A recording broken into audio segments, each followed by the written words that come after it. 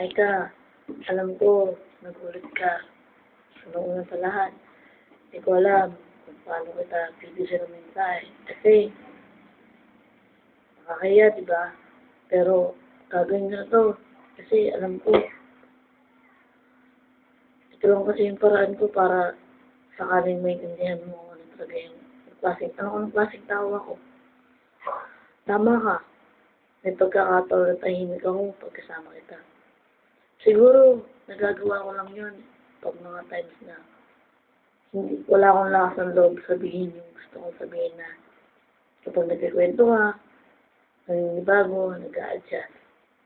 Teka, sa totoo lang, ang time sinabi ko sa'yo yung suko na ako, ilang beses akong nag-isip, magulong utak ko. Actually, masakit sa akin yun. Pero, hindi ko maintindihan ng sarili ko kung bakit iniisip pa rin kita. Kahit alam kong mukha kang tanga, na tinitingnan ng picture mo bawat uwi ko galing office. Sa maniwala kasi hindi. Alam mo, mahal talaga kita eh. Sorry kung hindi ako perfecto. Tao lang ako. Hanggat maaari, ginagawa ko yung part ko kahit hindi mo na-appreciate lahat ng ginagawa ko. Ay ka, sana maniwala ka. Sana bigyan mo daw ako ng pangalawang pagkakataon para ituwid lahat ng pagkakamali ko noon.